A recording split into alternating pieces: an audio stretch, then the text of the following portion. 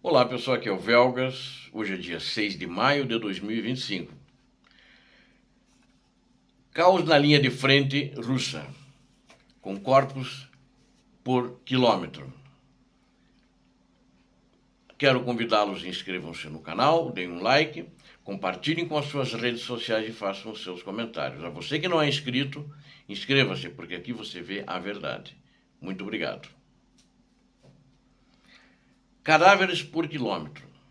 Os ataques terrestres da Rússia na Ucrânia continuam. E apesar do número cada vez maior de baixas e da redução dos ganhos no território, ou seja, ela não está ganhando, os ganhos foram muito reduzidos, insignificativos, estão sendo empurrados para trás, né? Assim mesmo, eu acho que é provável que a Rússia continue querendo manter a guerra, atacando, tentando avançar. Principalmente que o ditador russo, ele acredita que pode conquistar mais da Ucrânia se ele continuar essa guerra de atrito, que é uma guerra, na realidade, de desgaste, onde muitas pessoas estão morrendo, principalmente do lado da Rússia. Os ataques dos últimos dias são fortemente concentrados, 80% nos setores orientais da linha de combate. O foco principal das ofensivas russas desde o início de 2023 tem sido cerca de metade dessas batalhas, elas são travadas no setor crítico de Pokrovsk, numa maneira geral. Isso são dados que são mostrados que reforçam essas alegações, e principalmente perto das aldeias de Zelenipole e de Upsiniuka, na região de Pokrovsk. A infantaria russa a bordo de mais de 60 veículos, agora no último fim de semana, entre eles veículos blindados, há uma região que ainda tem blindados, e tem regiões que você não vê mais blindados, de tanto blindado que eles perderam, eles estão preferindo usar na região de Pokrovsk. E entre eles entre esses veículos civis, né, que estavam levando a infantaria russa, existiam alguns blindados de combate, ou seja, aqueles de transporte de pessoal, e também muitos automóveis civis, né, como acabei de passar o número para vocês. E eles atacaram em ondas assim, com o objetivo de capturar uma linha defensiva mantida pelas forças ucranianas. Só que o carro civil, a vantagem sobre o blindado é que ele avança mais rápido que o blindado, mas ele é mais frágil, né? A lataria dele não sustenta um tiro de fuzil fura, né? Ainda mais um tiro de um drone que lança um explosivo de 20 quilos mata todo mundo, né? E eles então atacaram em ondas. O objetivo era capturar essa linha de defesa e não conseguiram, né? Tiveram baixas. O exército russo enviou para isso aproximadamente mais de 300 militares para esses ataques, e cerca desse número, 80 vinham em motocicletas. É a nova tecnologia.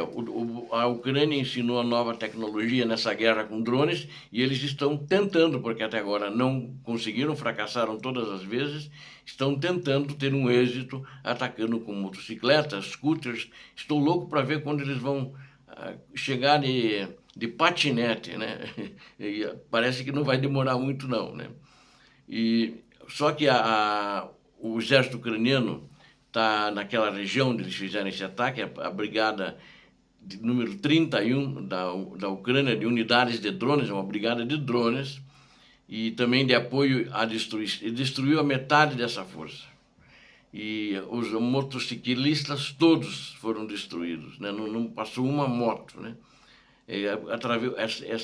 Essa unidade do exército ucraniano, a de número 31, ela destruiu todo mundo, né? E foi um negócio que muito chocante que me relataram. Os soldados russos estavam sendo estilhaçados. E sabe o que? Não sei se um pedaço de soldado para tudo que é lado, né? Eles eram atingidos por drones, essas linhas de motociclistas, e foi uma coisa horrível. E eram arremessados longe com as explosões. E para longe até dos blindados quando eles desembarcavam, né?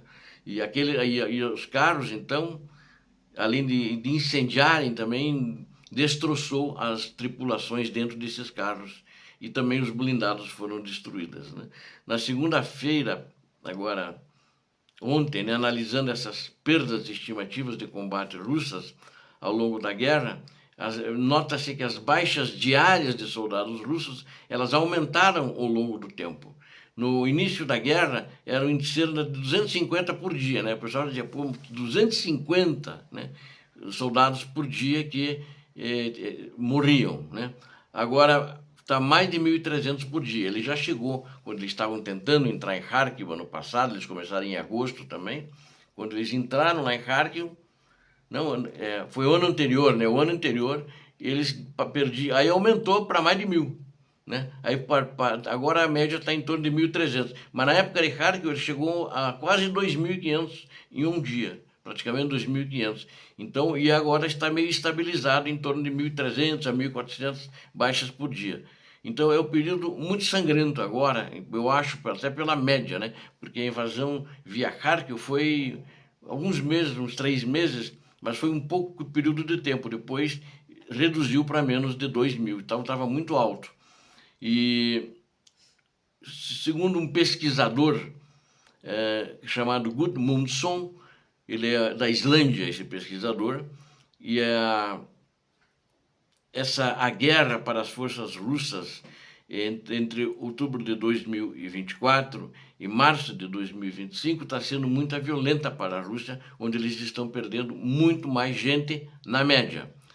Durante esses meses, grandes ofensivas russas foram realizadas pela Rússia, então na região de Donbás ali, e também na região de Kursk. As forças do ditador russo, durante esse período, não fizeram progresso praticamente, uma coisa muito limitada. Algumas poucas vilas que eu relatei aqui, depois a Ucrânia retomou agora esse ano, e então não tiveram ganhos, são ganhos limitados. E esse é o Ragnar Gudmundsson. Ele falou agora, segunda-feira, que as estimativas de perdas russas em combate ao longo da guerra são muito pesadas. E ele fez uma pesquisa de cada ano da guerra, quer dizer, cada ano que mudava o ano, foi um mais sangrento do que o outro. Então ele diz também que a tendência em 2025 é ser um ano mais violento, mais agressivo e com provavelmente muito mais baixas do que os anos anteriores. Ele fez isso baseado na série histórica do que tem acontecido agora desde o início de 2022 para cá. Na região de Kursk, ao longo de 15 semanas, as últimas 15 semanas, os russos, empregando ataques frontais contra as defesas ucranianas, que estavam mais preparadas, as tropas russas recuperaram um pedaço do território russo. Por aquele motivo que eu falei lá da inteligência, do compartilhamento de inteligência, eu não vou analisar isso agora. E eles recuperaram uma área muito grande, né? Uma área aproximadamente, aí, pelas informações, ele dá praticamente toda a região metropolitana de Curitiba, onde estava a Súdia, inclusive. Então, é uma área muito grande que eles recuperaram. Agora, os ganhos russos na linha de frente, lá na Ucrânia, diminuíram drasticamente, são praticamente inexistentes. E as forças russas elas estão sofrendo uma taxa de baixas maior por quilômetro quadrado, conquistando do que conquistou no ano de 2024, que ela pegou alguma coisa um pouco mais em 2024. Mas nada de expressão, nada estratégico, e agora está perdendo novamente. A Rússia tem sofrido até agora essas baixas e o ritmo atual das operações ofensivas ao tentar implantar rapidamente tropas de baixa qualidade. Eles dão treinamento de 2 semanas para os soldados. No máximo 2 semanas, esses novos recrutas. Eles vão para morrer. Eles estão mandando para isso, na realidade. Então, são tropas de baixa qualidade, em todo o teatro de operações, em toda a linha de frente. Embora a dependência dessas tropas também esteja prejudicando a capacidade da Rússia, na minha opinião, né? Não tenho nenhuma dúvida disso, que eles não conseguem fazer grandes manobras, não conseguem mudar muito a tática por causa disso, ou seja, eles precisam ter uma capacidade maior de manobrabilidade das tropas para conduzir operações mais complexas, e isso eles não estão fazendo. Então eles estão usando táticas muito primitivas. um relatório do Ministério da Defesa britânico, publicado no mesmo dia. Os seus analistas acreditam que as forças russas perderam no dia que elas perderam, foi esses dias agora, 950 mil soldados desde o início da guerra, e desses 950 mil, ela diz que 160 mil são oficiais e sargentos, ou seja, pessoal altamente treinado. Então, isso é uma coisa grave, né? Eles estão sofrendo essas perdas de uma maneira insistente, né? Então, o exército russo, ele está, porque são pessoas muito preparadas, ele está se destruindo sozinho, né? Porque para treinar esse pessoal demora tempo, investimento e muito investimento. Se as perdas continuarem até o final de 2025, esse será o ano mais sangrento da guerra para a Rússia. E parece que é o que está sendo já pelo começo que está acontecendo agora. De acordo com declarações do governo ucraniano, as forças russas ocupam atualmente, olhe bem esse número que é importante, 18,3% do território ucraniano. Mas quase tudo isso foi capturado nos primeiros meses da guerra, à exceção de algumas localidades como Mariupol, né? Eles capturaram no início da guerra, agora, da segunda fase da guerra, em fevereiro, entre 3% a 4%. O resto eles já detinham na mão. E a Ucrânia foi recuperando. Eles chegaram a mais de 20% de ocupação da Ucrânia.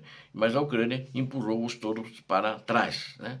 Então são fatos importantes, fatos graves, e que mostram que a insistência e a burrice do pseudo e falso estrategista ditador da Rússia é uma falácia. Isso não existe e ele está levando a Rússia à ruína e a todo o seu exército que está se esfarelando nas frentes de batalha na Ucrânia. Obrigado a vocês que assistiram esse vídeo. Conto com você, inscreva-se no canal, dê um like, compartilhe com suas redes sociais e façam os seus comentários. Deus abençoe a vocês, Deus abençoe a Ucrânia, Deus abençoe o Brasil. Paz e bem, paz para toda a humanidade. Muito obrigado.